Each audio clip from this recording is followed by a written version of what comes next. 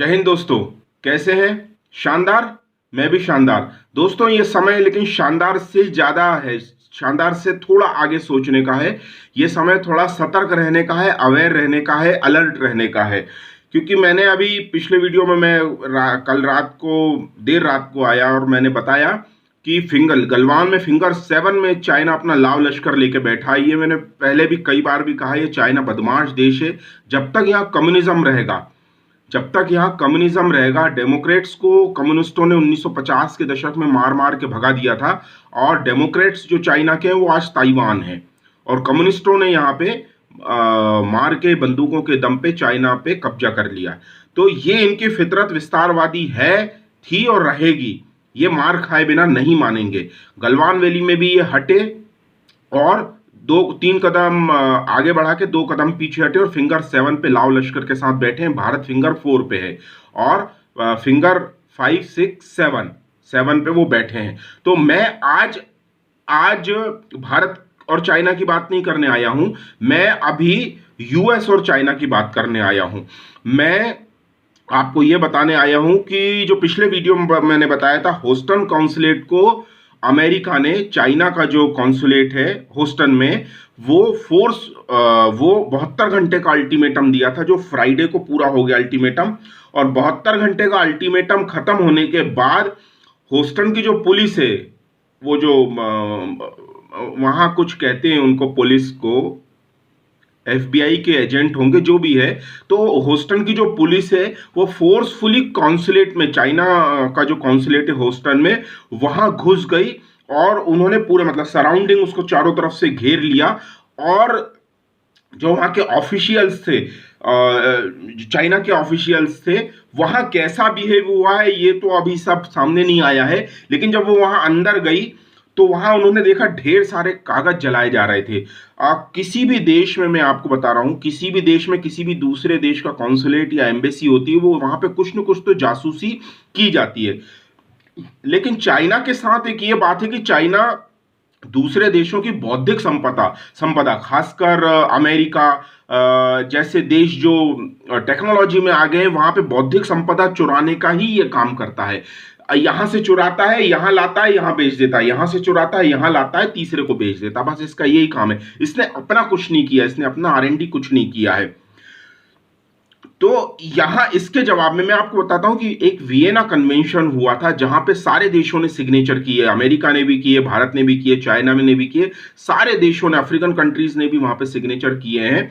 उसके तहत क्या होता है कि किसी देश में दूसरे देश की कॉन्सुलेट या एम्बेसी होती है, उसको वही अधिकार होते हैं जो उसको उसके देश में मिले होते हैं। यानी जैसे मान लीजिए भारत में अगर चाइना की एम्बेसी है, या चाइना में अगर चाइना की एम्बेसी अगर अमेरिका में है, और अमेरिका में चाइना की एम्बेसी है, तो इन एम्बेसीज को जिस देश की है ऐसा माना जाएगा कि ये उसी देश की टेरिटरी है, भले वो अमेरिका में हो। तो यहां यदि कोई रूल्स तोड़ता है तो वियना कन्वेंशन का उल्लंघन माना जाता है। लेकिन इसमें एक बात है कि जब कोई देश जासूसी करने लगता है किसी देश में, तो ये अपने आप इसे तोड़ा हुआ इसको अपने आप ही ये ब्रेक हो जाता है कि ये अब हम यहाँ पे कॉन्सुलेट नहीं रह सकती। क्योंकि कॉन्सुलेट रहने का मतलब है एक दूसरे के देशों में, एक दूसरे के देश के लोग जो रह रहे हैं, उनके उनके हाल हुलिये, हालचाल जानना, उनको सुविधाएं देना, और दोनों एक दूसरे देशों से संबंध बनाए रखने के लिए कॉन्सुलेट होते हैं, एम्बेसीज होती है। लेकिन जब जासूसी करने के लिए ये सब चीजें हैं, तो वो तो वैसे ही सारा कन्वेंशन सब ओवर रूल हो जाता है, वहां रूल्स तोड़ दिए जाते हैं। तो इस तरह से अमेरिकन होस्टन पुलिस वहां गई और उसने सारा वो अपने कब्जे में ले लिया। वहां से क्या क्या बातें आएंगी, क्या नहीं आएंगी, ये सब अब जो भी अपडेट्स आएंगे हमारे पास, वो हम आपको बताएंगे। इसके जवाब में चाइना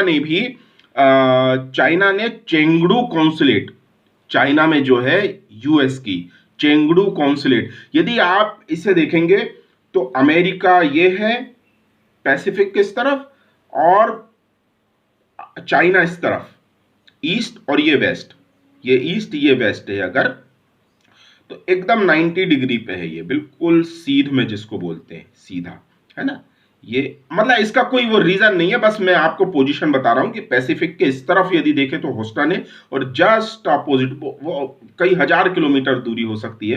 पैसिफिक वैसे भी 6-7 हजार किलोमीटर से ज्यादा लंबा है, और एग्जैक्ट क्या है वो जो, तो ये बिल्कुल ऐसी दूरी पर सामने है।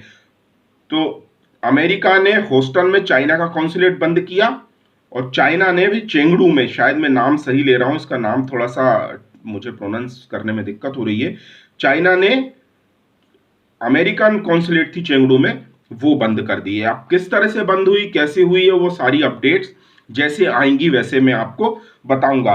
तो यहां पे दोस्तों ये कहने वाली बात है कि चाइना भारत से ही नहीं उलझ रहा है, चाइना दुनिया भर के देशों से उलझ रहा है, जितने भी इसके चाहे नेबरिंग कंट्रीज हो, या ये शुरू से ही अमेरिका को नंबर 1 की पोस्ट से नंबर 1 के जगह से हटा के डिस्प्लेस करके ये खुद नंबर 1 बनना चाहता है। मैं एक दोनों के नेचर में एक अंतर ये खास बताना चाहता हूं कि अमेरिका जो करता है वो उसकी पार्लियामेंट जो कांग्रेस कहलाती है, सीनेट, वो उसके लिए जिम्मेदार है। अमेरिका में जो भी होगा वहां के 50 करोड़ लोग उसके जिम्मेदार हैं, और यदि वो समझते हैं कि इन जिम्मेदार ने, अगर ट्रंप ने सही काम नहीं किया या बराक ओबामा थे, अगर इन लोगों ने सही काम नहीं किया तो ये इनको हटा सकते हैं या अच्छा काम करने पे दोबारा भी ला सकते हैं। लेकिन चाइना के संबंध में ये कोई जिम्मेदारी तय नहीं होती है। वहां पे 2,500-3,000 लोगों का गैंग है कम्युनिस्टों का, वो ही एक पार्टी है, वो ही रूल करती है, पीएलए। बस यही पार्टी रूल करती है, यही पार्टी इसमें हाई कमान में है, इसी के जो सुप्रीम अथॉरिटी है वो ही पूरी 150 करोड़ लोगों की आबादी को, चाइना को चला रहे हैं। तो ये बेसिक फर्क है। आप जरूर ये कह सकते हैं कि अमेरिका बम बनाता है, हथियार बनाता है, लेकिन ये भी है कि अमेरिका को जिम्मेदार ठहराने के लिए वहां की पार्लियामेंट है, वहां के लोग हैं, वो अगर चाहेंगे कि अमेरिका ऐसे काम ना करे तो वो वोट नहीं देंगे उस पार्टी को। जैसे भारत में जैसे बीजेपी कांग्रेस है, वैसे वहां डेमोक्रेट्स और रिपब्लिकन है। तो अभी वहां की पूरी कॉन्सुलेट ने डेमोक्रेट्स हैं, ट्रंप यानी डेमोक्रेटिक लोगों की, जैसे भारत में बीजेपी की गवर्नमेंट है, मोदी जी प्रधानमंत्री है, वैसे अमेरिका में डेमोक्रेट्स की गवर्नमेंट है और ट्रंप उनके प्रधानमंत्री राष्ट्रपति हैं, सॉरी। तो रिपब्लिकन वहां विपक्ष में है, यहां कांग्रेस विपक्ष में है, वहां रिपब्लिकन विपक्ष में है। तो अभी जो एक यूएस पार्लियामेंट में, कांग्रेस में, मैं पार्लियामेंट ही बोलूंगा, मुझे थोड़ा कांग्रेस अजीब लग रहा है क्योंकि वो बड़ा कंफ्यूजिंग हो जाएगा, फिर भारत में एक पार्टी है कांग्रेस। तो यूएस पार्लियामेंट में अभी तिब्बत को लेके एक प्रस्ताव पास हुआ, वहां पे पूरा एक भी व्यक्ति विरोध में खड़ा नहीं हुआ। डेमोक्रेट्स तो है ही है, और रिपब्लिकन यहाँ विपक्ष अपोजिशन के किसी एमपी ने, मेंबर ऑफ पार्लियामेंट ने, ये बिल लेके आया था कि तिब्बत एक फ्री नेशन है, और एक भी ना पक्ष वाला तो क्यों विरोध करेगा, वो तो ट्रंप ताकतवर हो रहे हैं, एक भी विपक्ष के व्यक्ति ने विरोध नहीं किया, बल्कि उसका समर्थन ही किया कि इस वक्त में हम पक्ष विपक्ष की दलगत राजनीति से ऊपर उठकर सरकार का साथ देंगे, और अमेरिकन सीनेट के साथ, पार्लियामेंट के साथ रहेंगे, और हमारे जो राष्ट्रपति हैं ट्रंप, यानी अमेरिका के राष्ट्रपति जो हैं ट्रंप, उनको हम ताकत देंगे। तो देखिए, मैं ये कह रहा हूं कि डिफरेंस देखिए कि वहां एक भी विपक्ष में नहीं आया, और सभी लोगों ने खुल के अपने head of the state Trump को ताकत दी है। तो ये फर्क होता है। ठीक है दोस्तों, आज के लिए इतना ही, फिर आते हैं, जो भी अपडेट्स आएंगे मैं लेके आऊंगा। स्वस्थ रहे, मस्त रहे, अलर्ट रहे, चौकन्ने रहे। आपके परिवार में, संबंध में, दोस्तों में, रिलेशंस में, कॉन्टेक्ट्स में, जो भी अगर सेना में हो, आर्मी, नेवी और एयरफोर्स में हो, तो उनको डरने की जरूरत नहीं है, बस थोड़ा अवेयर रहने के लिए बोले, सतर्क रहें, चौकन्ने रहें और सूचनाओं पे ध्यान दें। Thank you very much.